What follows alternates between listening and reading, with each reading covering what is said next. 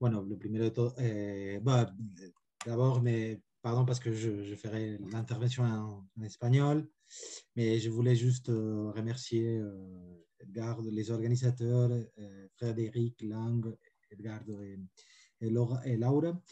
Et, ben, ouais, je commence alors.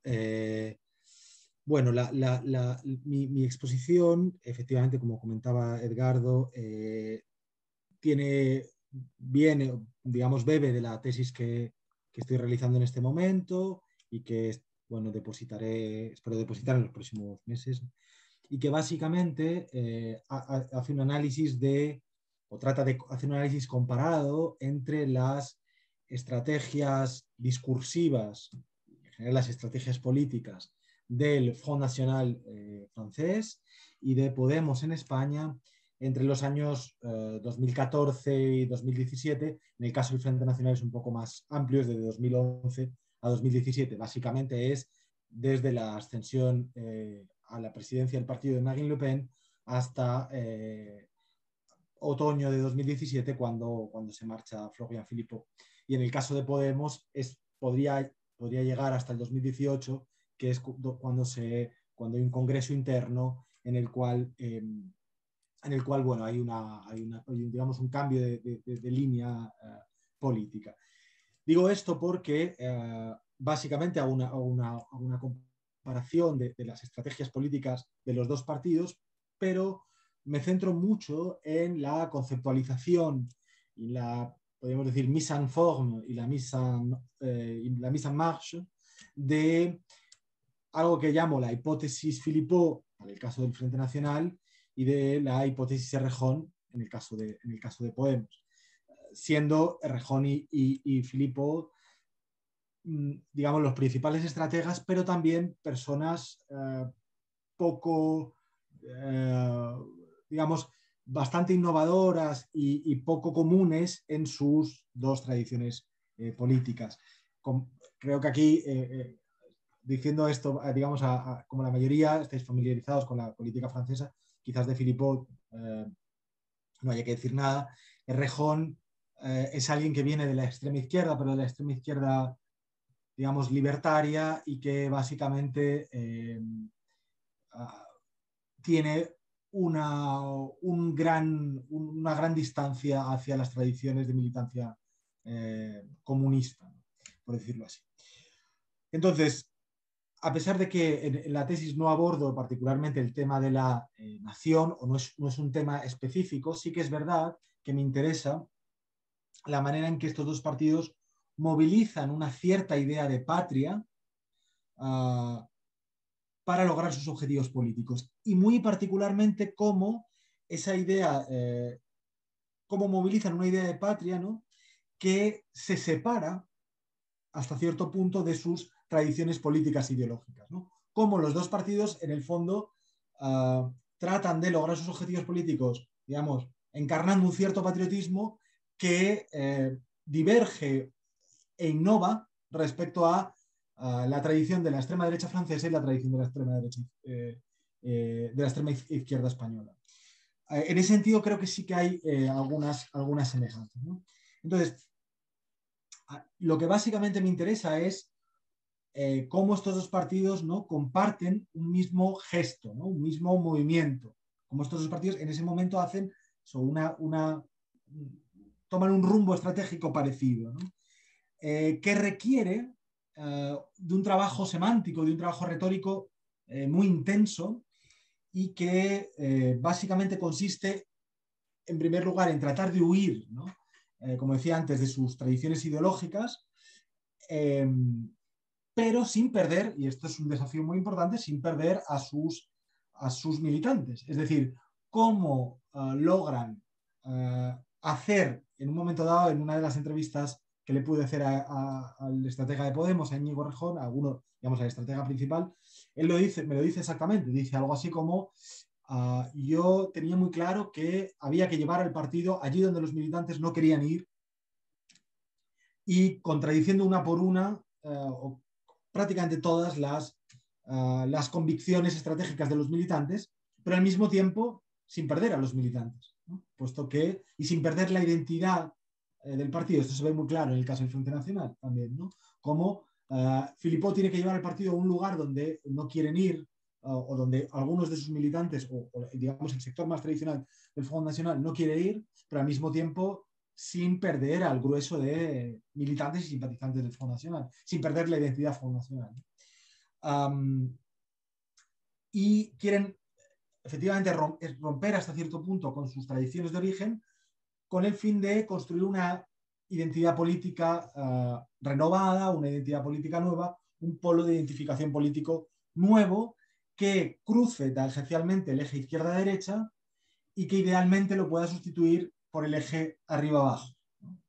En el caso de Podemos, es muy claro que ellos, sobre todo en el año 2014 y 2015, se presentan como una fuerza política que dice constantemente: no somos ni de izquierdas ni de derechas, somos demócratas, porque el clivage está entre demócratas y, digamos, élites oligárquicas, tecnocráticas, y en el caso del Front Nacional es algo más incluso que el ni-ni, es algo así como un tan com, es presentarse algo así como: somos una fuerza política tan de derechas como de izquierdas, pasar del ni-ni que había, digamos que había en algunos casos puesto incluso en carteles el Front Nacional en los años 90 y principios de los 2000, a una presentación en términos de somos una especie de síntesis, una especie de sincretismo de lo mejor de la izquierda y lo mejor de la derecha, ¿no?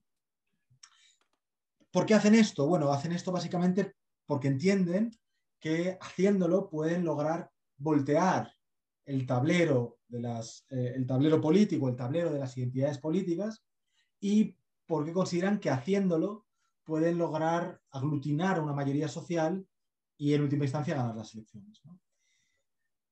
Este movimiento, este gesto estratégico está en buena medida orientado o motivado por la idea de que los dos partidos consideran que el contexto lo permite.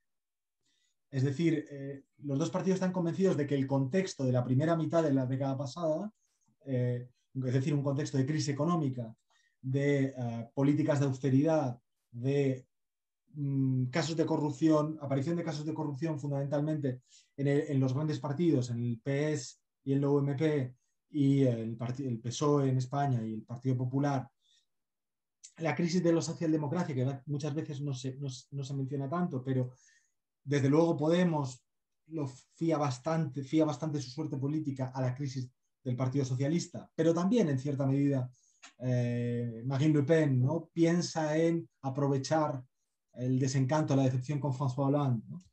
Y por último la crisis del proyecto europeo, todo ese contexto marcado por esos rasgos abren en Podemos lo llaman muchas veces ventana de oportunidad, en ciencia política algunos dirían estructura de oportunidad, ¿no?, que permite volver a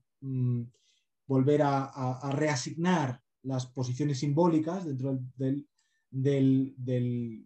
mapa político, del tablero político, y permite también ciertas resemantizaciones o resignificaciones, ¿no?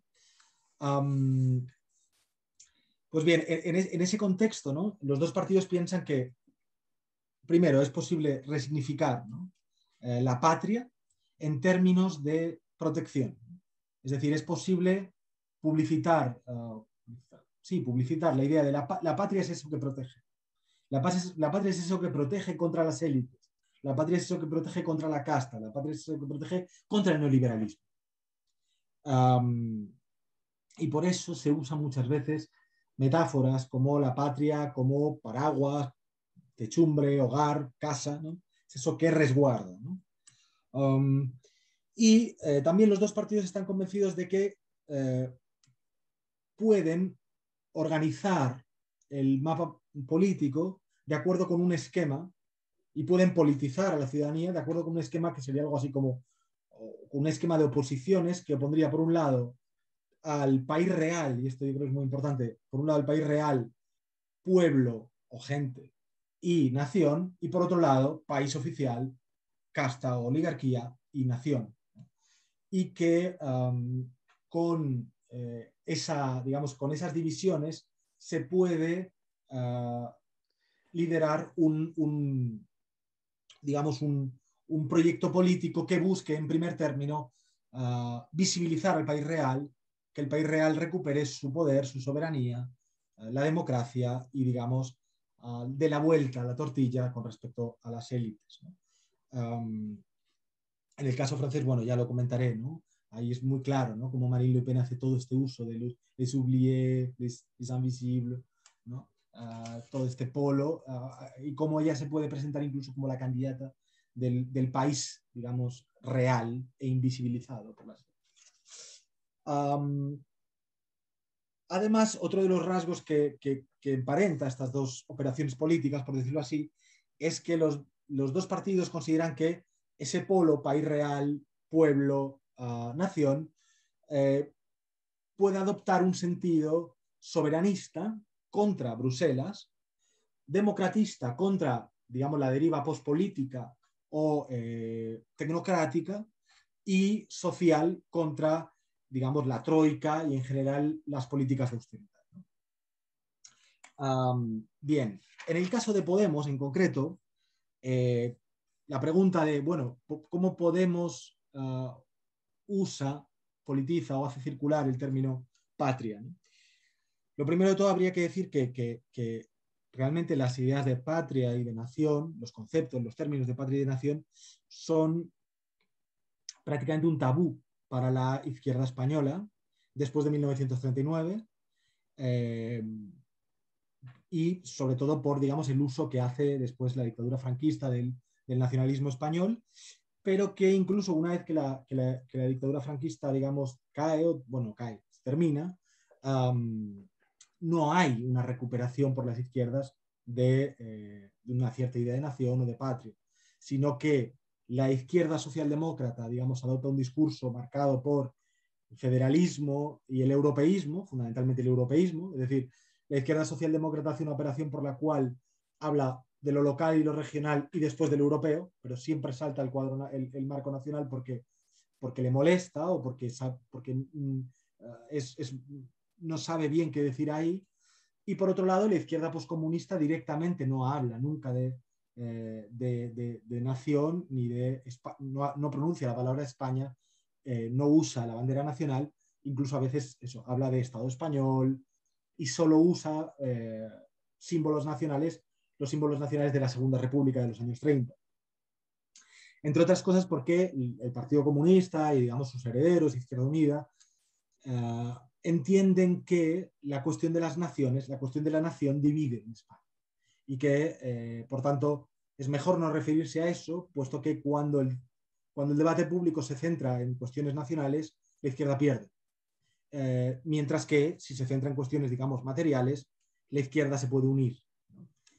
Por tanto, es un tabú, es un verdadero tabú. En esas condiciones, Podemos, cuando surge en 2014, digamos, bajo la hipótesis de Rejón, se plantea desde el principio romper con ese tabú y usar el término patria e incluso España a su favor políticamente. ¿Por qué lo hace? En primer lugar, porque entiende que el contexto lo permite, entiende que el contexto de, como decía antes, políticas de austeridad, etcétera, etcétera, lo permite, y que muy en particularmente el hecho de que las élites, que son las que han monopolizado el término España y los símbolos nacionales, se estén mostrando como élites que tienen su dinero en Suiza o en Andorra, que llevan banderas de España, pero han robado, etcétera, etcétera, desacredita a las élites, digamos, permite acabar con el monopolio o con el uso monopólico del término, del término España, por su parte. Y por otro lado, y yo creo que esto es importante subrayarlo, Podemos lo hace por motivos teóricos. Es decir, muy particularmente Íñigo Errejón, en una de las entrevistas, dice: no existe la posibilidad de construir un movimiento transversal sin movilizar alguna idea de patria, sin movilizar alguna idea de nación. Es decir, de las lecturas de Ernesto Laclau y de Chantal Mouffe, Errejón, digamos, saca la idea de para construir un movimiento transversal que capaz de cruzar el eje izquierda-derecha, necesito vehicular alguna idea de nación, ¿no? Dice exactamente, también en una de las entrevistas, para nuestra escuela teórica, la identidad nacional no es un conjunto de programas políticos, sino un conjunto de referencias estéticas, afectivas e históricas.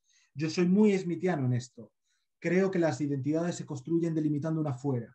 Existe un nosotros porque existe un ellos. Existe una patria popular porque existe una antipatria oligárquica. Entonces, hay una parte teórica, digamos, hay una faceta teórica por la cual se trata de politizar y de usar y de resemantizar o de disputar la idea de España, y existe, digamos, una experiencia práctica, y es que muchos de los dirigentes de Podemos, de los impulsores de Podemos, han estado antes en América Latina y fundamentalmente han participado de procesos como el boliviano, como el ecuatoriano, como el venezolano, o digamos, han tenido estrechos contactos con el kirchnerismo. Y hay un momento en el que también Errejón dice algo así como: yo he visto que eso funciona y que solo eso funciona, ¿no?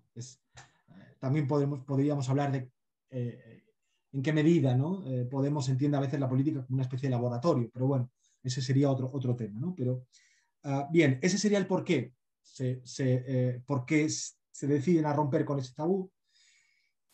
Y habría otra pregunta posible, es, bueno, ¿para qué? En primer lugar, como decía, para disputarle, ¿no? La noción de patriotismo a la derecha española, ¿no?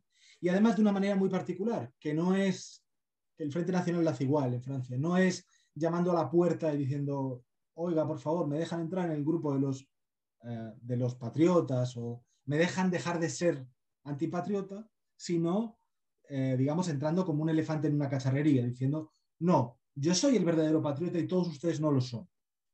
Un poco como hace el Front Nacional con la idea de République o con el laicismo, ¿no? Es decir, de pronto no es: oiga, déjenme entrar en el club de los laicistas o de los republicanos, sino diciendo: yo soy el verdadero republicano, ustedes no lo son. Es un poco, esa es también la manera en la que lo hace Podemos. Lo hace también también lo hace para tratar de resignificar la idea de España y la idea de patria en términos cívicos o en términos ciudadanistas. En términos, mejor dicho, en términos cívico-ciudadanistas y en términos sociales. Ahí, insisto, hay mucha influencia del kirchnerismo, que es muy patente en el caso de Rejón, y en esta idea de la patria es el otro.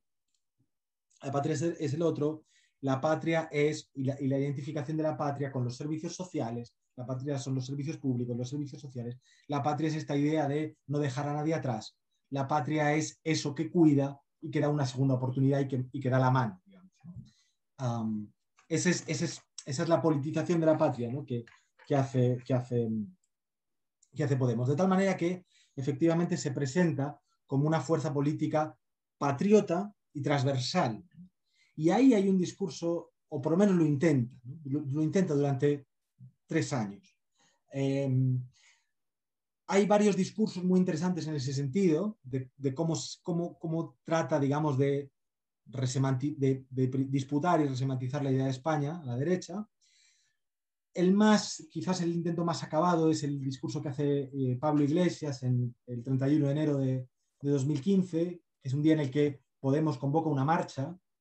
Unos días antes ha sido la victoria de Alexis Tsipras en Grecia, y Podemos convoca una marcha que es muy criticada por los sectores más izquierdistas, porque es una marcha, digamos, con un marcado acento, digamos, latinoamericano o de repertorio de acción latinoamericano, porque es una marcha que no se convoca para protestar por nada, sino que se convoca, digamos, básicamente para visibilizar al país real. Aquí es una marcha, de hecho se llama la Marcha del Cambio, reúne a cientos de miles de personas en Madrid, y la consigna es algo así como: aquí estamos, vamos a ganar las elecciones, vamos a recuperar el poder y vamos a refundar el país. Y ahí Iglesias hace toda una serie de pasajes en los cuales dice algo así como: es un momento en el que la derecha habla de la marca España, la necesidad de vender en el extranjero la marca España, de revalorizar la marca España. Iglesias hace todo un discurso hablando de: España no es una marca, España no se mercantiliza, hace menciones al Quijote y dice qué barbaridad esas élites que quieren convertir al Quijote en una marca, que lo quieren mercantilizar, ¿no? Identificando al Quijote como una especie de esencia o de alma nacional,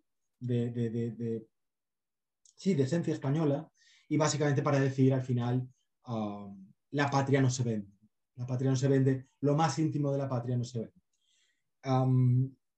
Y claramente hay incluso algún pasaje en el que él, conscientemente, hablándole a la izquierda, pero no solo a la izquierda, dice, y hoy decimos patria con orgullo, y repite esa frase muchas veces, ¿no? Como para enfatizar este gesto, ¿no? Con respecto a la izquierda, ¿no? Más allá de eso, hay otra cuestión interesante, que es que en el uso, en la resignificación, digamos, antioligárquica de la patria por parte de Podemos, hay implícita una promesa de unidad, no solo de cohesión social, no es solo la patria, son los servicios sociales que cuidan, sino también de unidad nacional, que en el caso de España es importante. Y en ese momento es importante, ya la crisis territorial con Cataluña ya había comenzado y, digamos, era un tema candente, ¿no? Y en ese momento el discurso de Podemos es algo así como, la promesa de unidad es algo así como, sigue el siguiente, digamos, argumento, es las élites nos han mentido, las élites nos engañan, las élites nos roban, y son las élites las que nos enfrentan, ¿no? Las élites políticas españolas y catalanas se empeñan en enfrentarnos, pero nuestro movimiento, digamos, popular ciudadanista, viene a reconstruir los lazos entre los españoles, ¿no? Por tanto, en el proyecto regeneracionista, porque hay un punto muy fuerte regeneracionista en Podemos, hay un intento de hacer pie ahí, hay esa promesa de unidad, ¿no? que es siempre, que es bastante implícita, ¿no? Hay esta mención siempre en Iglesias de son las élites las que nos dividen, el ciudadano español corriente, de a pie, está orgulloso de la pluralidad cultural de su país, de la pluralidad de lenguas, de la pluralidad de modos de vida, y no tiene problema con eso. Eso introduce una última cuestión que tiene relación con algo que se comentaba ayer, que es la cuestión de la plurinacionalidad, que también reenvía a América Latina, reenvía particularmente a Bolivia, y reenvía a algo que Errejón introduce en el discurso de Podemos, precisamente después de haber pasado mucho tiempo en Bolivia, que es la cuestión de la plurinacionalidad, y que es que Podemos se presenta como una, digamos, se presenta como una fuerza política plurinacional que defiende que España es un país plurinacional, perdón, o sea, una nación de naciones, pero que, y esto me parece importante, nunca termina de concretar en qué significa eso. Es decir, nunca termina de especificar si está a favor de un Estado federal, confederal, unitario, sino que su modo de tratar de convencer a digamos, a la España española, no a la España catalana, sino ni gallega ni vasca, a la España española, de que España es un país plurinacional, nunca es por la vía directa, siempre es por la vía indirecta. Siempre es diciendo, aprovechando el descrédito de las élites. Nunca hace un discurso en mirad qué bueno que España sea un país plurinacional, y esto se traduce en tal y tal y tal, sino básicamente prometiendo lejanamente bueno, una cierta idea de unidad y de recuperación de la unidad nacional, pero sin especificarlo, ¿no? Y paso... Anda cerrando, pues estamos con Sí, el sí, tiempo. ya cierro. Bueno, del Front Nacional, básicamente entonces me interesaba, obviamente en el caso del Front Nacional, el uso del significante patria y nación es mucho más claro, puesto que fundamentalmente es un partido nacionalista, o desde el comienzo es un partido nacionalista, del nombre, ¿no? Ya es Front National, es el partido, digamos, el instrumento político partidista de los nacionalistas franceses para enfrentarse a los republicanos, por decirlo así. Entonces es natural que use esto. Pero introduce, digamos, con Marine Le Pen se introduce una serie de modificaciones. Yo diría que hay dos. Una es, hay una cierta mitigación o atenuamiento del componente nativista, en el sentido de que ya desde un poquito antes de Marine Le Pen, pero cuando Marine Le Pen ya tiene protagonismo, ¿no? Los discursos de 2007, el discurso de Jean-Marie Le Pen de Argenteuil y de Valmy, donde básicamente habla que dice que abraza, digamos, dentro de la francesidad a, digamos, a los inmigrantes de segunda generación, diciendo algo así como ser francés es algo que se puede tomar siempre y cuando se acepte una sustancia cultural, ¿no? Es decir, ser francés digamos, mantiene una concepción sustancialista o implicativa de las naciones, pero no hay ningún criterio de exclusión por el origen. Marine Le Pen llega a decir algo así como: francés puede ser cualquiera, de la religión que tenga, del color de piel que tenga, siempre y cuando acepte como ancestros culturales, y subraya ahí los culturales, a los galos, ¿no? Es una manera de abrir hasta cierto punto esa cuestión, ¿no? Y después hay un intento, digamos, Marine Le Pen no hace una reivindicación frontal de la nación como podría hacer su padre. Ella no encarna la voz, no adopta el lugar de enunciación de algo así como la nación eterna que le habla a los franceses actuales para decirle cuiden de la patria inmortal, cuiden de la France éternelle, sino que con el telón de fondo de la nación, digamos, de ese nativismo atenuado, reivindica más cosas, ¿no? Es decir, reivindica el laicismo, reivindica el feminismo, reivindica la república, la democracia y el Estado social como expresiones de la identidad nacional francesa. Y digo una para cerrar. Por ejemplo, cuando Marine Le Pen, digamos, le da un giro social a su discurso y defiende el estado del bienestar frente a las élites, lo hace con un argumento, no con un argumento social, sino con un argumento identitario. Es decir, ella dice, el Estado social francés es bueno, no porque sea justo, sino porque es francés. Es decir, porque expresa de algún modo la identidad francesa, el modo francés de estar en el mundo. Y concluyo, entonces en los dos partidos hay un uso original o diferencial de la noción de patria, ¿no? Con respecto a sus tradiciones ideológicas. En el caso del Frente Nacional de Marine Le Pen, declina o modula el término patria de una manera distinta, como lo hacía el Frente Nacional de Jean-Marie Le Pen, y en el caso de Podemos, digamos, pone en circulación el término patria de una manera completamente novedosa con respecto a su tradición política de origen.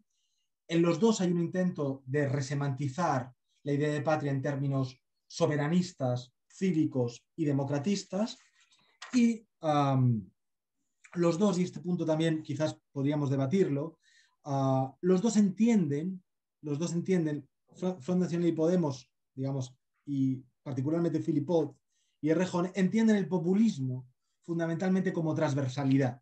Es decir, no tanto como antagonismo, no tanto como un populismo de la furia, no tanto como un populismo destituyente, sino como una estrategia retórica que permite cruzar las identidades políticas, que permite que el mensaje político de sus partidos llegue, digamos, sin interferencias al mayor número de oídos posible, ¿no? Llegue sin problemas, ¿no? O sin estigmas, por decirlo así. Y ya está, termino aquí.